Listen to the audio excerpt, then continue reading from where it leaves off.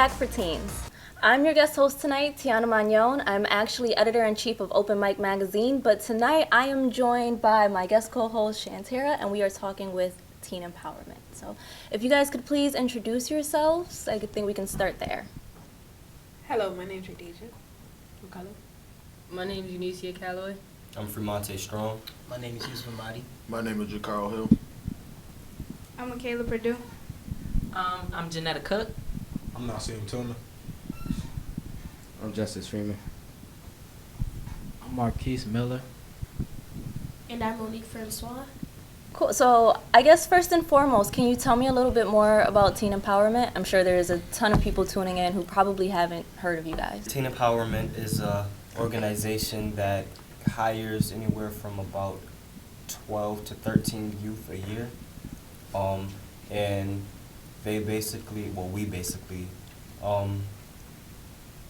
we take on tasks that resolve around the underlying issues such as like poverty, lack of education, Our Lives Matter. We've talked about sex and things like that, and we basically bring awareness to those issues, and we do like a host of different events and things like that, and we do a lot of poetry, like plays or little skits and things like that to just bring that awareness out. Okay, and what would you say are kind of the bigger pillar issues that you focus on? I know you mentioned a few, but what are the bigger ones, the biggest? One of the issues that we focus on is solutions, not suspensions, and that's the policy part of it. So we as youth facilitate focus groups for other youth, and basically we educate them on what like the school to prison pipeline is, and we come up with solutions on how to stop the school to prison pipeline and get solutions from everybody else. And it's youth working on this community task force. Yeah, pretty much we try to educate teens on what the school to prison pipeline is and try to get them to come up with solutions as well as us to help end it. So the solutions, not suspensions, and that the whole thing started in Buffalo, where a teen actually died as a result of being suspended. So in Rochester, we just trying to bring awareness to it and trying to make sure that more teens are in school instead of being suspended. And can you talk a little bit about why that's such a problem? I know a lot of people who aren't, as well versed in this issue may think that suspensions are a necessary thing. If you have people who are acting up, you need to remove them from the class. So can you tell our audience a little bit more about why suspensions actually aren't all that great? Suspensions aren't great at all, in my opinion, because I feel like it messes up the learning process. And not only does it give a child a bad rep when they come back to school, they looked at as a misbehaved child, when it might have been something little. And 88% of the suspensions have been for minor infractions. Nothing that was violent, like non-violent incidents. Tell us what the school to prison pipeline is. What is that? Yes. So the school to prison pipeline is where you could start off in school, and basically you could do anything from, not take your headphones off, refuse to take your headphones off. And I mean, they really suspended you for any little thing, but you could actually get arrested in school. So you get arrested in school, they take you to jail, and then they give you a court date. But teens, they're busy. Sometimes they're busy, so they might forget the court date and they have a warrant. So it's just their name is already in the system, and that just makes them prone to get in more trouble once your name is in the system, because you have a bad rep with the police officers or with school officials. What did you guys say because a lot of people kind of approach what you're saying and say, well, that student shouldn't have been acting up. They shouldn't have done whatever they've done. And it's kind of a look more at the person and that they deserve actually everything that they're kind of being punished with. So what would you say to those people who would make that argument? I would have to say, you have to understand, what a teenager or any child goes through on a daily basis to understand why they're reacting in this way. And you have to understand that the way they might deal with things might be a different way than you expect for them to deal with it. So the way they react, and it ends up in that way, and now y'all look at it as a bad way of doing things. Have any of you had experiences with, being suspended from school? And if so, could you tell us about it, and how did that affect you? I've been suspended. It was for a false accusation. Me, I was like always in honors classes and, since 4th grade, like when they had MAP programs. So I was really about my schooling, like into my learning. So I was accused of punching another student when I really didn't. And they suspended me for about 4 to 5 months. They made me go to a long-term hearing, basically to kick me out of school for the whole year, and I'm missing out on my learning. I'm actually planning to go to college, you know what I'm saying? So, like, you messing with my education. When I miss out on those days, I miss out on that work. When I miss out on that work, that messes up my grades. That puts an F on my transcript for something I didn't do. So, I mean, I felt violated as a person. You taking that education away from me, it really was wrong, but it happens. So you mentioned solutions instead. I guess what would be kind of the solution to, instead of suspending students en masse, what would be kind of a better policy approach to that? I'll take it. I feel like depending on like what the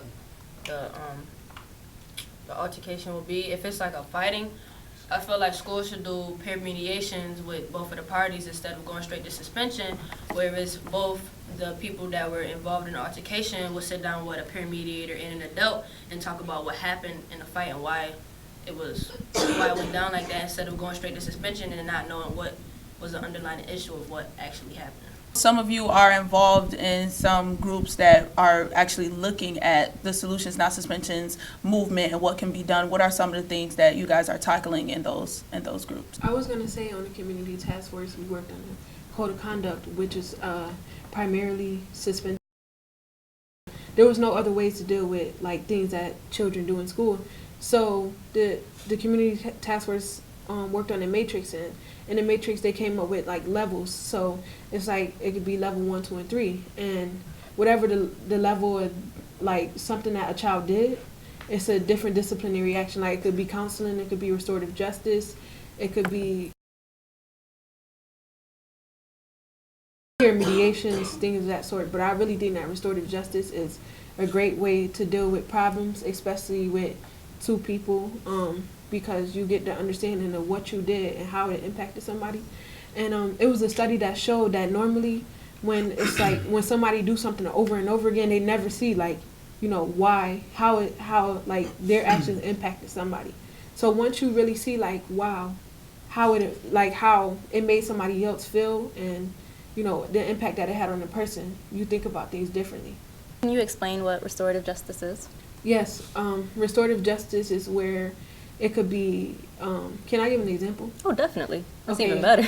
Okay, so say a homeless guy broke into someone's garage and probably stole $100 worth of furniture or something. The person who got the garage broken into, the victim, they could call the police, and the judge could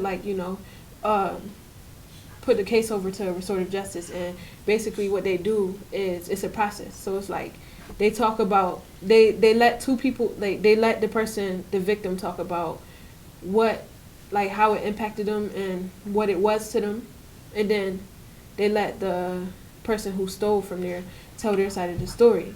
But it could be like a community member or a police or anybody a part of it, like anybody that somebody choose to be a part of the restorative justice session. So then they talk about a disciplinary action, and they all have to agree on it, and the person either apologize if they want to. Both sides of the stories are being heard. It'll be an apology most of the time, and it's a disciplinary action.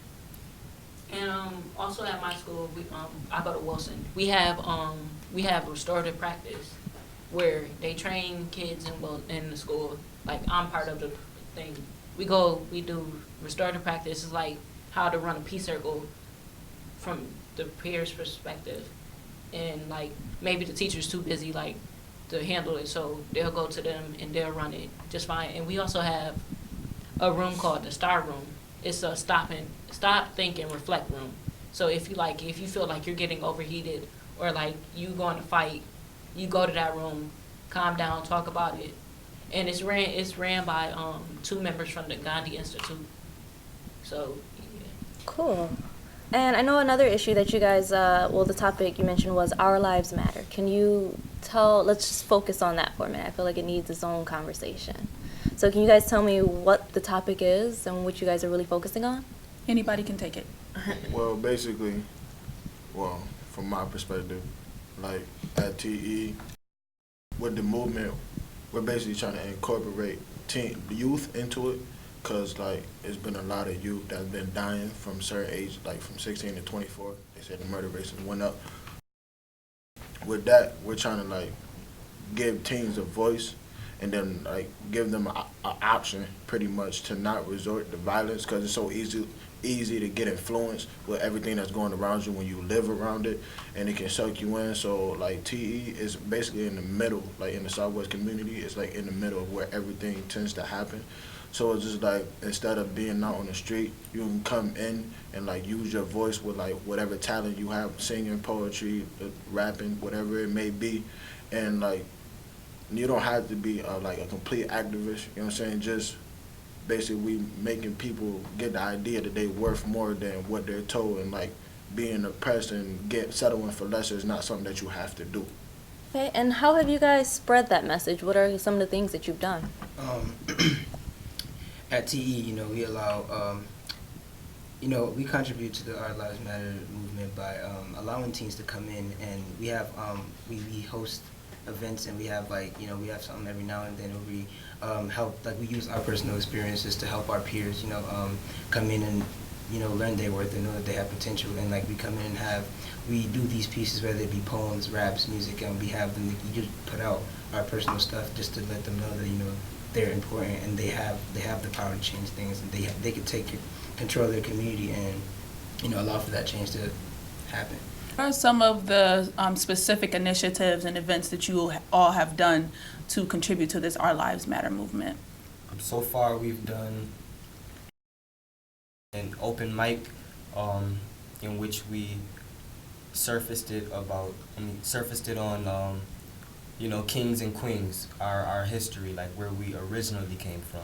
We didn't start off as, we came from being slaves. We went like back from when we were, royalty, so that people can actually know their self-worth, and,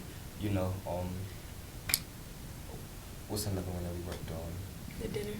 Oh, we did a Kings and Queens dinner where it was basically based upon like royalty as well, and now should we talk about like the events that we have coming up, or? Definitely. Yeah, okay, so coming up we have like Hip Hop Appreciation Day, and we have like a fashion show coming up, and it's basically just to empower the youth and bring their self-esteem, things like that up. I just want to add one little thing. Youth, being a youth is hard, because like I feel like everybody has been a youth before, so everybody feels as though they know, the struggles that youth go through. But being a Black youth is even harder. So we try to bring awareness to like the fact that there are youth. Well, all youth are good. It's just we're troubled, and we're hurt because of things that we face on a daily basis, the things that we go through, and we try to tackle some of these things, the policy parts of it, like the systems that's meant to oppress us, like the school to prison pipeline. Even the jail system, like it's all based off of money. So we're just trying to tackle some of the things systemically that we feel as though is oppressing us and bringing us back. I wanted to add one more thing what Fremont was talking about. Another event that we did was it was like the Lost Generation, the Voices of the Lost Generation. We did that based upon like teens in the community who don't get to get out there and speak about what they feel. So that was our open mic. That was what our open mic was based upon. Teens, we let teens come in and do a rap or a poetry or a song or something to get how they feeling, because teens don't get to let their emotions out or how they feel out in the community. So that's what our open mic was based about too. It sounds like you guys have two sides to the work that you do at Teen Empowerment. You have the, grassroots on the ground work, but then you have this institutional side where you're trying to deal with policy and altering policy. And so how does that tie into to each other? How do you, merge those two things together?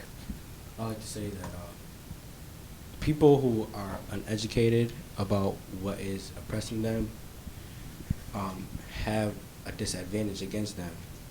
And by us combining like field work and really getting deep into these ways that are meant to oppress us, we are educating people who do not know what is hurting them the most. So if we are educating them, they can go home knowing, I need to do some things differently. Rather it's from carrying yourself, how you act around other people, and like people when they come into TE, when they leave, the messages that we get out to them really, get in their brains. They have time to reflect, so they leave smarter, they leave, educated about what is oppressing them, and that way, life can get a little easier knowing what you have to look out for. And I think we're also trying to say that, like, we may be working for, like, an organization that's trying to help somebody, but we're not also trying to censor them and make them feel like they don't have a voice. By us doing these events, we let them come, show that they are part of us too. We're all a family, no matter what, and that we can all work together to make a change. Okay, and kind of branching off of that, a lot of people think, youth aren't involved. They think that, they're not as active as they should be or like they used to be in the 60s and 70s. How would you guys answer to that? Do you think youth are any less active? I mean, I think a lot of youth is like scared of like what's coming up for them. So like 9 times out of 10 they don't use their voice or even like just express how they feel or let nobody know because like they're scared that their voices doesn't matter. So like, and they like a lot of teens don't have people to care for them, so they feel like if they even say something, it wouldn't even matter because no one cares anyway. To jump off that, I don't think teens are any less active. I think they just, their voices are not valued as much anymore. Now that social media is out, there's always, although there's a whole large portion of that, kids are doing just nonsense, but then there's these specific just like youths that go out there and try to spread the message, but it's just like, looked down on because of all these people talking, it's hard for them to be heard. And, the older generation has learned to just ignore them, and they have a hard time just putting their voice out there. It's not they're not any less active. It's just they don't have ways to come out because it's not the 60s anymore. It's a whole new generation. Things affect people differently, and it's just that's why people see them as less active because their only waypoint is social media. And I'm sorry, go ahead. Oh, no. I was just gonna add, like, I feel like we live in a stereotypic society. You know what I'm saying? So it's like with the majority of the stuff that's going on with the teens today, like the killings and anything you'll see, like you'll go down Genesee maybe and see a group of kids hanging on a block and you think that they doing something bad.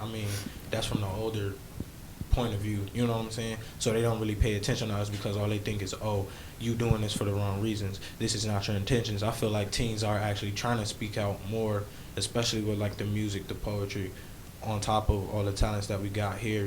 They're using that as their voice, but what's the point of doing that if no one's really looking at it how it should, So that's when the bad comes in. That's when they turn to things that actually get the younger, like our age, actually focus to them instead of trying with the older people because we already tried that and it's not working. And a lot of kids look at the resources that you're given and be like, oh, what can I do with those? Instead of them helping them to better themselves and use the resources that they're given, they feel like they should just like not even voice their opinion because they don't have the resources to back it up and nobody's going to listen to them. And another reason they feel that way is because like they group us as one instead of the individuals that actually do it. They put everybody in the same category. Oh, he black, so he gonna rob, he gonna shoot, he gonna kill, but that's not every black person. And they have to understand that and see through these ways that just because I'm black don't mean I'm a killer, don't mean I'm out here doing something, because there are black people that's successful or got a successful life going for themselves. Teen, adult, it doesn't matter. Concerning teenagers being active, I feel like our society has gained what's the word? A crabs in the bucket mentality.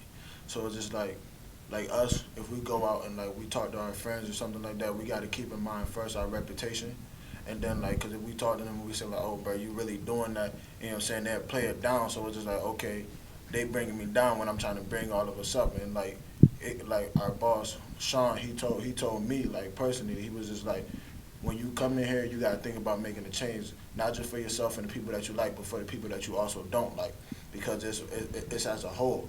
But it's just like, sometimes people lose faith. It's just like, I'm using my voice, I'm trying to make this change, but then when I go outside of this building, it's just like, boom, the whole world back at me is me versus the world again. So even if I'm trying to use my voice, sometimes I have that self-doubt. So it's just like, I don't want to put my foot forward if I'm always going to take steps back. Well, with that being said, we're just going to go to a quick break. You can join the conversation online, Twitter, #TalkBackForTeens. We would love for you to join this great discussion that we have going right now, and we will be right back. Thank you. But our lives will change the policy. Oh, my mom called while I was on an interview with The Atlantic. You got a whole lip print.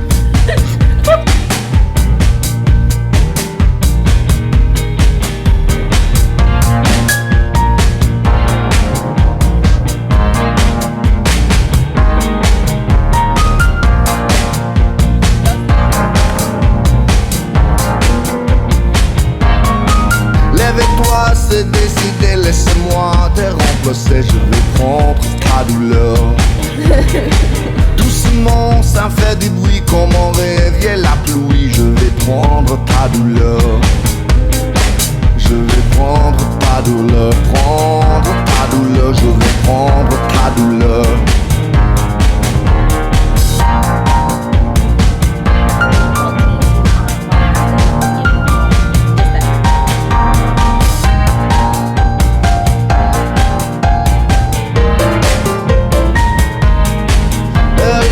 Elle se débat, me ne résisterait pas, j'ai bloqué l'ascenseur. Je vais prendre ta douleur, saboter l'hélicoptère. Je vais prendre ta douleur, je vais prendre ta douleur.